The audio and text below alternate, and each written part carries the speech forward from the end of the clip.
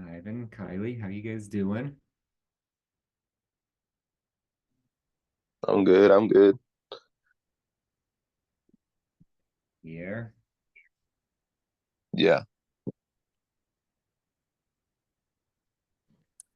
Doing good. Mhm.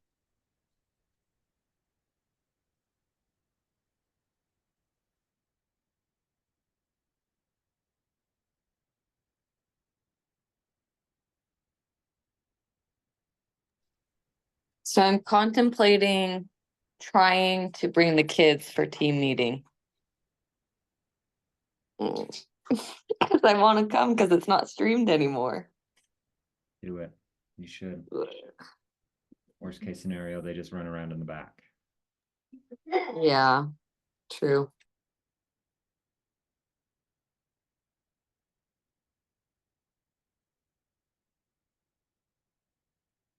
Or just make someone else run around with them. Ivan will be your babysitter. Perfect.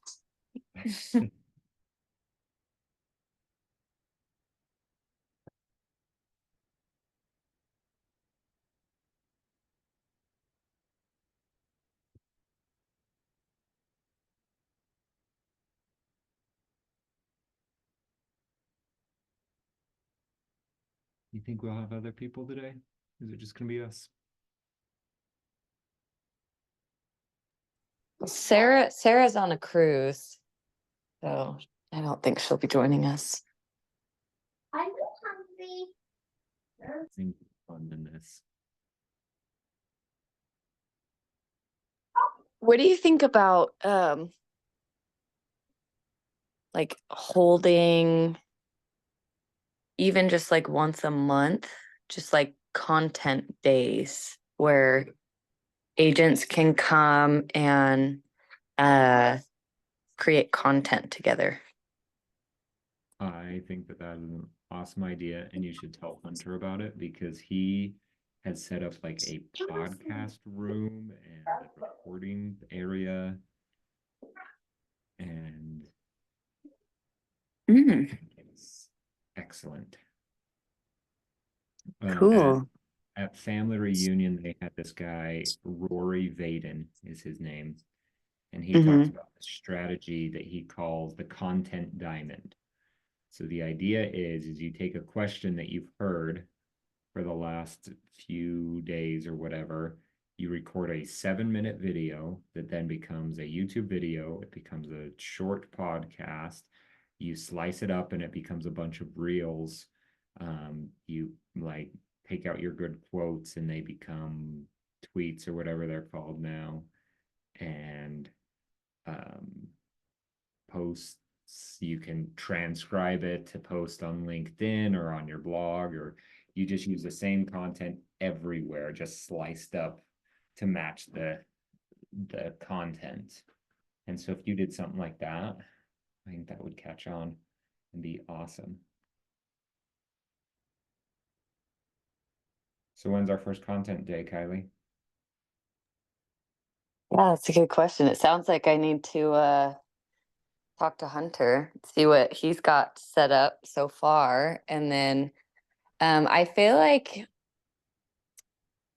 would it be helpful? So I'm wondering if we could rope Nicole into it too, and she could help create like a little template or um, something like you were just saying, some sort of template like, okay, guys, we had this you just made this content. Now you can do this.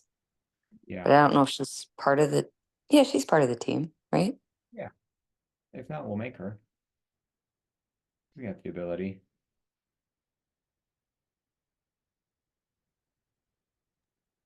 Good I idea. think it Okay. could be fun. Content Could do D it. day coming soon. Um, I just had a quick question. yeah, Um, so just say you have the BBA, right? And you have it for 3%. If you find a house that's offering, let's say, 2.5 or 2, is there like an addendum to change it to just be like given that commission instead of having the buyer pay the rest? Yes, there is, if you just go on the MLS and Yeah. add a normal addendum, and Okay. when you do that, it loads up clauses, like in the right little section, and it Yeah. is all pay something. Okay. Sounds good. I was just wondering. Yep, Dave All knows all about this because he just right. had someone send escrow instructions rather than doing this. But so in the addendum, it says like 1.1. I don't know why it names it that. Seller or seller's agent or something to pay an additional blank percent or dollar amount towards the buyer's agent commission above what is offered on the MLS. So if it's like 2%, you just put in 1% there, so then it would be 3% to you. Okay. All right. Sounds good. Thank you. And I would suggest doing that every time that it's low, rather than charging your. It's like get in a habit of that's just what you request. Oh, this is low, I'm just Yeah. going to request it. And it just becomes part of negotiations and it's very normal. The only time I think it would really backfire on you is if you have multiple offers and someone else is not Okay. asking the Yeah, it seller. makes sense. Yeah. Yeah. Hey Cameron, how you doing this morning? Good. How are you, Dave? I'm all right, man. Hey, I got a situation here. That offer that we've been working on for, a week now or whatever. The due diligence deadline was yesterday. So they sent over basically they got they had their inspection on Thursday or Friday last week. The inspection came back and basically the inspector said you probably want to have someone look at the roof that's in roofing. So they got a roofer over there, and that roofer just basically said it's crap. Everything needs to be replaced all the way down to the plywood. The plywood has to probably be replaced too. It's going to be $8,800 to do that on this unit. So they sent over a resolution to due diligence addendum that basically said we want to drop the price from 155 to 145, and that was the only thing that it was changing. The deadline for that was yesterday at 4 p.m. I was traveling yesterday. I was coming back from Florida, and so I had been in communication with the agent, and basically I was saying, I don't know that I can, respond to this by 4 p.m. I'm going to be on a plane at that time from noon to 6 o'clock. I'm going to be on a plane. And so he basically said, if we can work it out, a verbal agreement would be fine until you can get the addendum. And so I went back to my client and basically said, that's what they're offering. She said, no way. I don't even want to counter them because I feel like they're bullying me now.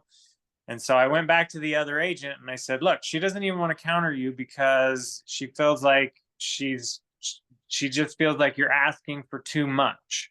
From my previous discussions with Peggy, I know that she's not going to go less than 150.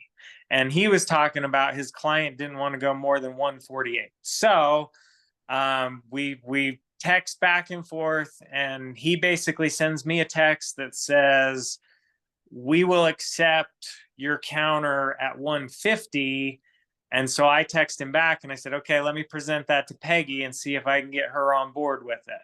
And so I called Peggy and I said, yeah, what if they were at 150 instead of 145? And she's like, and everything stays the same because they've got a $5,000 earnest money that the deadline was Monday, yesterday at 5 or 7 p.m. And then it was supposed to be released to my client on the finance and appraisal deadline, which I'm not looking at it. I can't remember if it was Wednesday of this week or Friday of this week.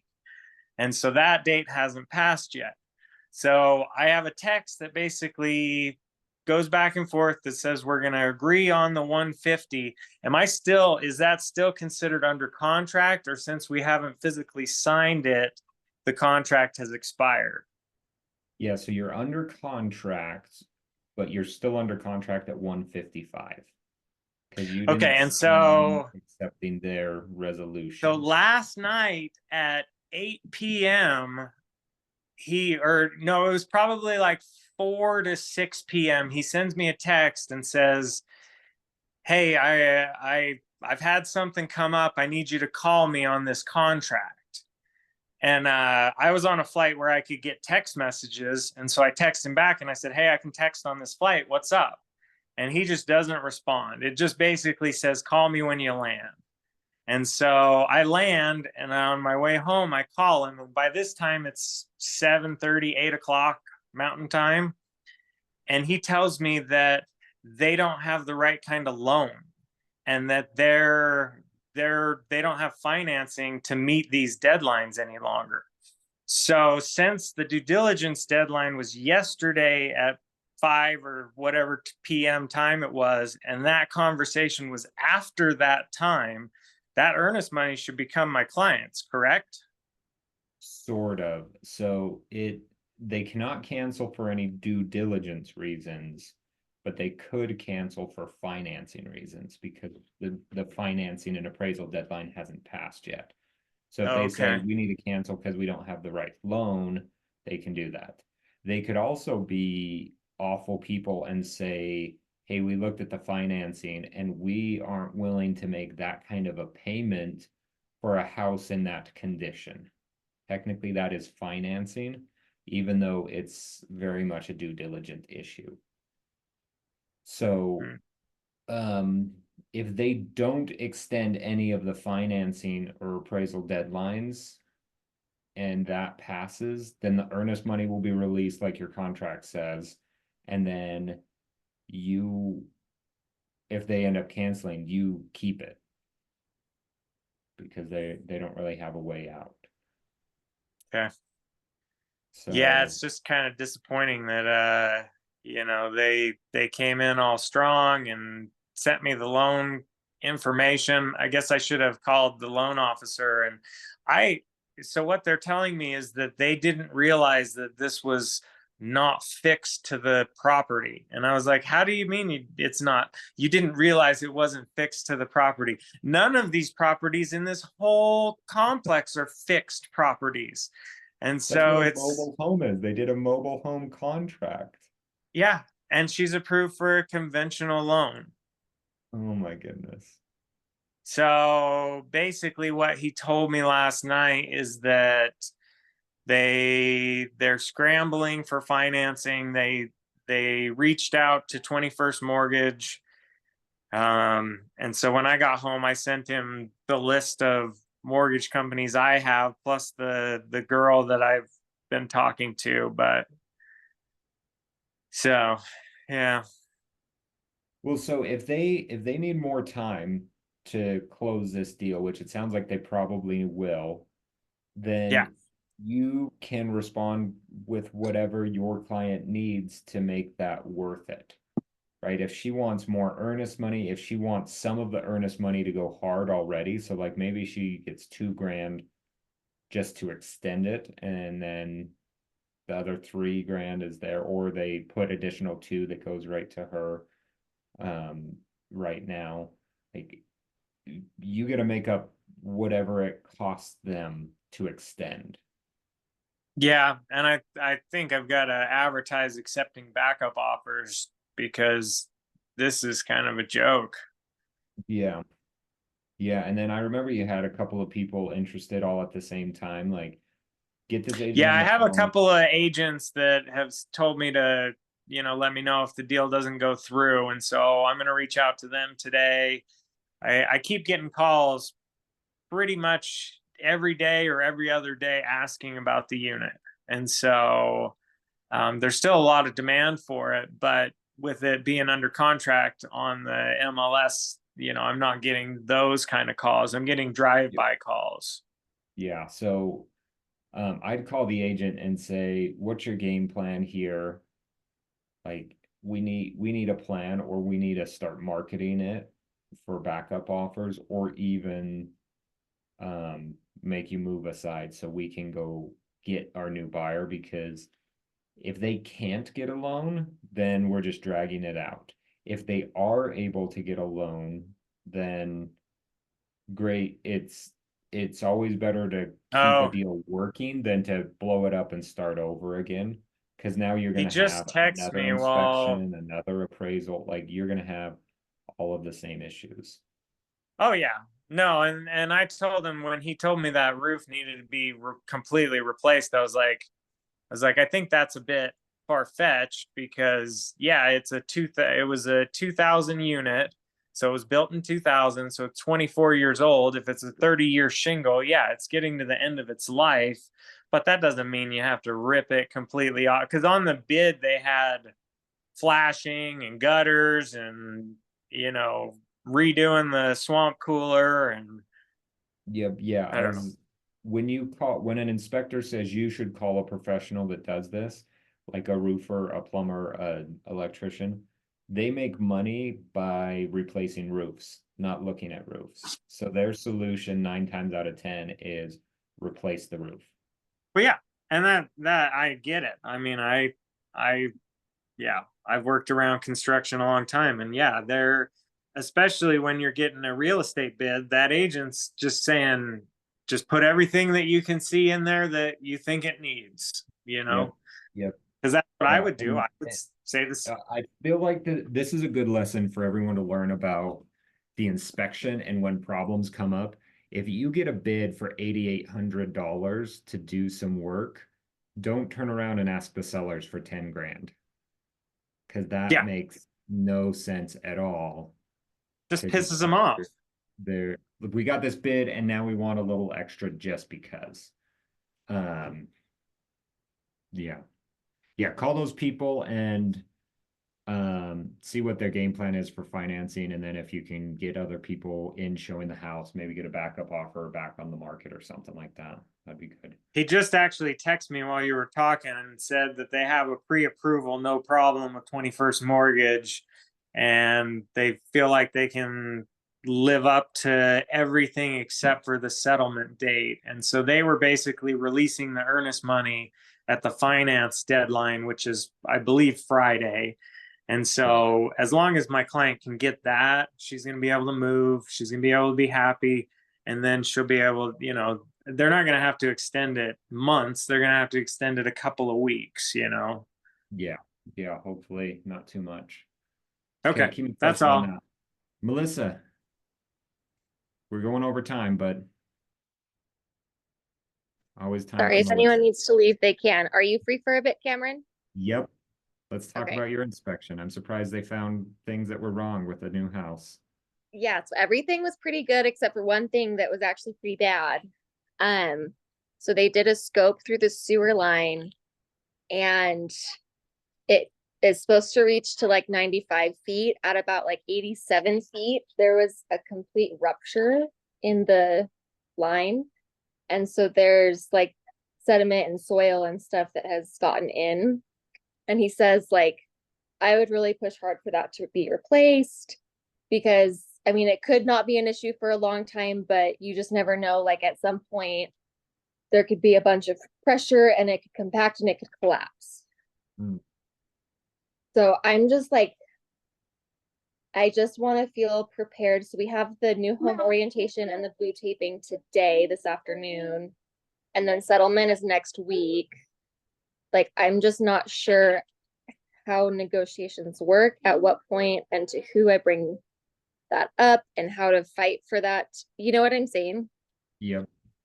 So, Because it would be big to like take out the road, like at least part of the road that they've already finished, like on the main street to like get to it.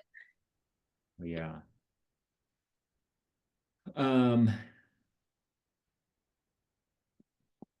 I wonder. I almost am thinking about a second opinion, but I would hate for your buyers to have to pay for something like that. So be the best way to go about this? I have a video, like he sent us the video of the scope Mm-hmm. and everything. So maybe I could reach out to, would that Yeah, be a reach out plumber? to the And agent and builder with that and say, hey, we're very concerned about this. It looks like this wasn't done correctly and it's going to cause us problems in the future. We wanted a new house to not have problems, and now we have a house with a big future problem. And if it's at the road and it's like that could collapse there, like then they're gonna have issues with all of the roads and everything. Sidewalk, curb and gutter. I could imagine could become a big problem.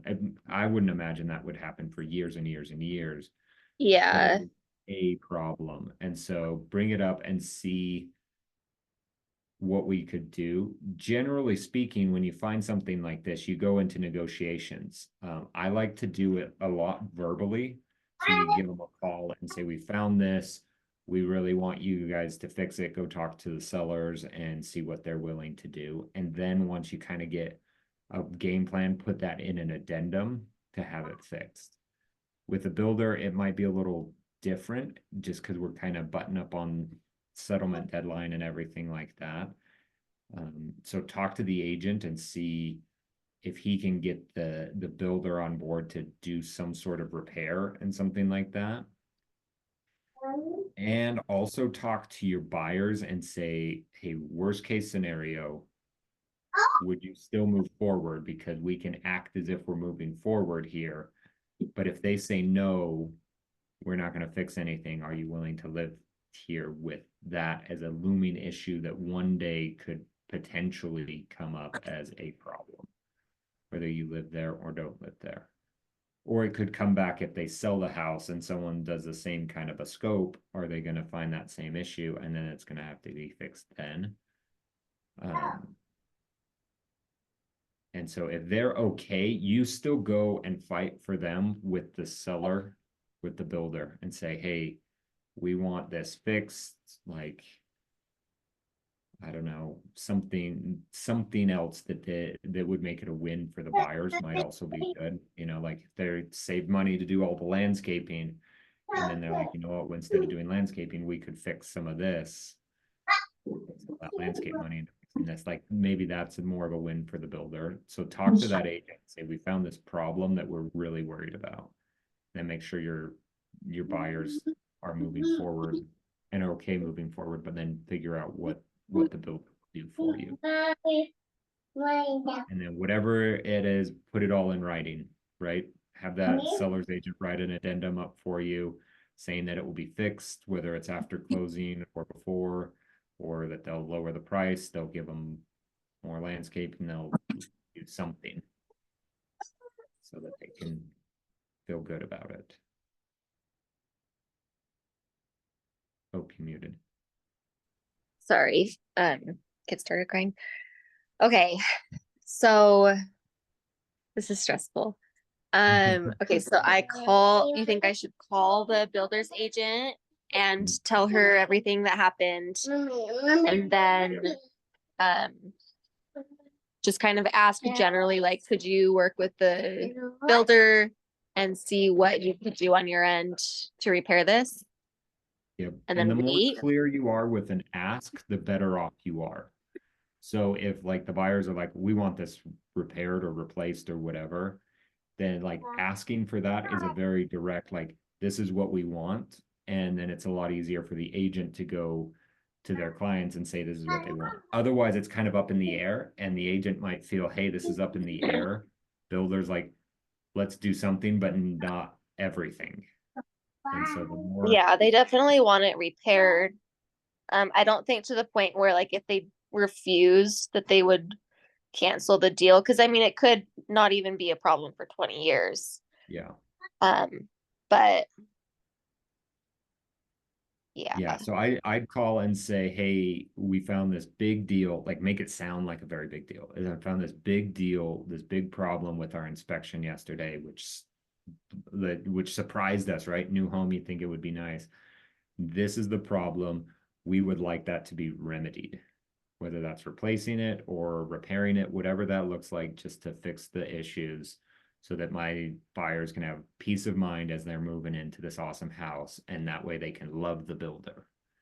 You know, like really play it up that they're gonna talk about how awesome Lennar is and all of these things.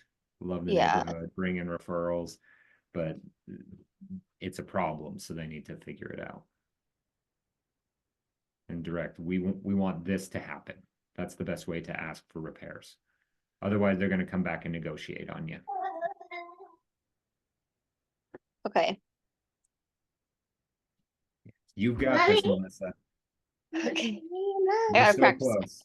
I'm- Do good by your buyers. And then let me know if you have more questions, problems, or whatever they say, and we can strategize more past that. Okay, Okay. perfect. Awesome. Good luck. Okay, thank you. Thanks for your help. Appreciate Yep. it. We'll talk soon. Okay, bye. Bye.